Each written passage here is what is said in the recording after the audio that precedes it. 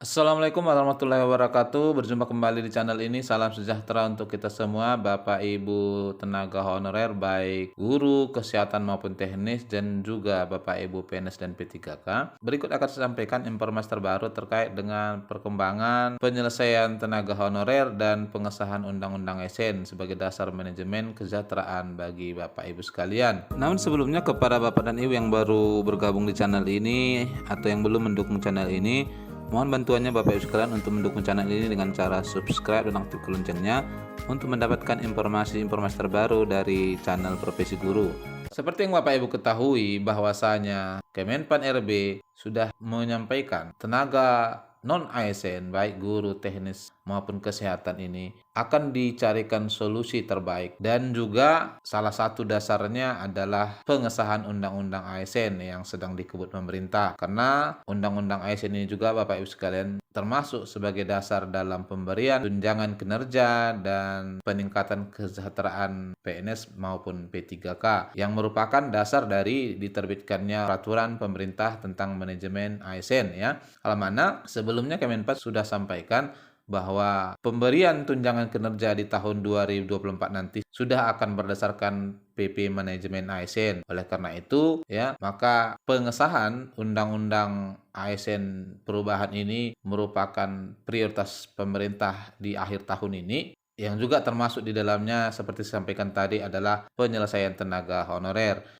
Dan juga tentunya kalau Bapak Ibu ikuti sebelumnya Dirjen GTK Bu Nunu sudah menyampaikan usulan terbaru kepada Bapak Ibu P3K bahwa dalam pengesahan Undang-Undang ASN ini dititipkan Bapak Ibu sekalian agar kiranya dimuat dalam Undang-Undang ASN ini. ASN P3K tidak perlu lagi diperpanjang kontraknya, artinya berlaku hingga mencapai masa pensiun. Karena memang kalau kita perhatikan ya, ini juga rawan nantinya terjadi pungli di daerah. Nah, informasi terbaru yang berhasil kita kumpulkan Bapak Ibu sekalian, di hari Rabu semalam dikutip dari CNBC Indonesia bahwasanya pemerintah setelah berdiskusi panjang terkait dengan daftar inventarisasi masalah pelaksanaan Undang-Undang ASN ini sudah merumuskan kebijakan terkait dengan penyelesaian tenaga non-ASN ini. Pemerintah dan Komisi 2 DPR segera akan merampungkan rancangan undang-undang tentang perubahan atas Undang-Undang Nomor 5 Tahun 2014 tentang aparatur sipil negara. Dalam revisi Undang-Undang ASN tersebut akan dibuka status baru ASN dari semula hanya terdiri dari dua unsur, yakni PNS dan P3K menjadi tiga unsur, yakni PNS, P3K, dan P3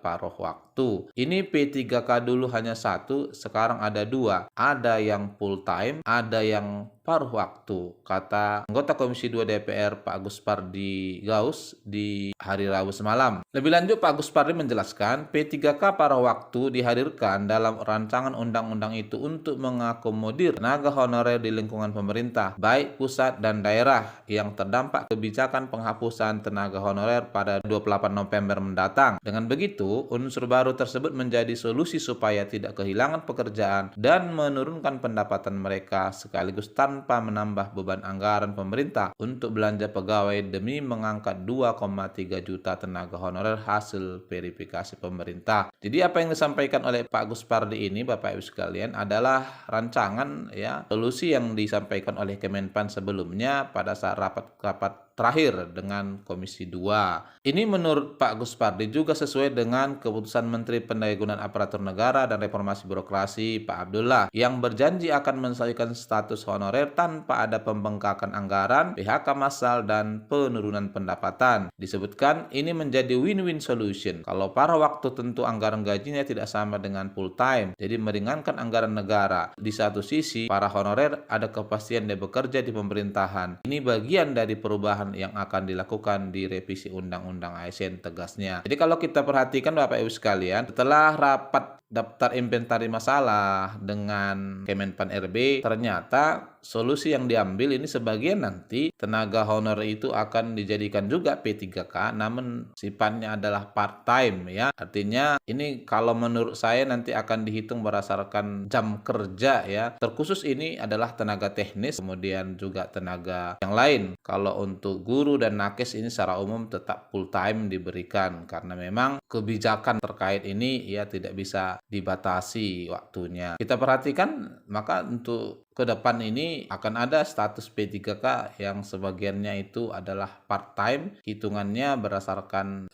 jam kerja ya, barangkali kalau menurut saya. Nanti teknisnya akan coba kita dalami Bapak Ibu sekalian pasca pengesahan Undang-Undang ASN ini. Hal mana sesuai dengan agenda yang dibuat oleh DPR ini, kalau kita perhatikan, maka di tanggal 20 Juli nanti akan ada Bapak Ibu sekalian RDP Consinyering Rancangan Undang-Undang ASN antara Komisi 2 dengan Kemenpan RB, pembahasan daftar inventaris masalah rancangan undang-undang ASN. Jadi ini nanti langkah yang akan ditempuh sebelum undang-undang ASN itu dibawa ke paripurna. Yang jelasnya memang ini di tahun ini akan dituntaskan. Mana mempersiapkan ke sana, di hari Rabu semalam juga kembali Kemenpan RB melakukan rapat lanjutan pembahasan daftar inventarisasi masalah rancangan undang-undang ASN ya. Jadi di sana perwakilan pemerintah dari Kementerian Pan-RB, BKN, Kementerian Keuangan, Kemenhumkam juga hadir. Disampaikan melalui websitenya Kemenpan bahwa Kementerian Pendayagunaan Aparatur Negara dan Reformasi Birokrasi menggelar rapat lanjutan pembahasan daftar inventarisasi masalah rancangan perubahan Undang-Undang Nomor 5 Tahun 2014 tentang Aparatur Sipil Negara ASN di Jakarta Rabu semalam. Rapat ini sendiri dipimpin oleh Ketua Panitia Kerja Pak Syamsur Rijal, sementara dari pihak pemerintah dipimpin oleh Deputi Bidang SDM Aparatur Kementerian Pan-RB Pak Alek Deni, kemudian Ahli Menteri Pan-RB Bidang Pemerintahan dan Otonomi Daerah Pak Jufri Rahman. Ini adalah perwakilan dari Kemenpan. Kemudian dihadiri juga oleh PLT Kepala BKN Pak Haryomo Dwi Putranto serta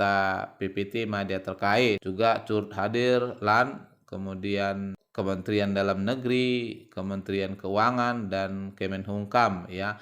Karena ini merupakan produk pemerintah, jadi berkaitan keseluruhannya terkait keempat kementerian ini. Nah, oleh karena itu, besar harapan kita Bapak Ibu sekalian, karena Undang-Undang ASN ini sebagai dasar penyelesaian tenaga honorer, pemberian tunjangan kinerja, dan penggunaan single salary, hal mana sebelumnya sudah ditetapkan pilot projectnya beberapa daerah. Undang-Undang ASN ini segera disahkan pemerintah sehingga bisa berlaku nanti di awal tahun 2024. Barangkali ini informasi yang saya sampaikan, semoga kiranya bermanfaat. Wassalamualaikum warahmatullahi wabarakatuh. Sebenarnya kami sudah titip pesan kepada Bu Agustina ya terkait dengan kemungkinan untuk merevisi PP 49 tahun 2018 agar guru P3K tidak lagi perlu perpanjangan kontrak, supaya kita bisa menyelesaikan setiap episode yang kita selesaikan setiap tahun itu tidak perlu lagi kita melihat apakah di tahun depan diperpanjang atau tidak. Kemudian terkait dengan evaluasi yang apakah sudah dilakukan evaluasi terkait dengan seleksi ASN P3K dari tahun ke tahun. Pada prinsipnya kami bersama Pan-RB dan Panselnas melakukan evaluasi sehingga ada perubahan mekanisme setiap tahun.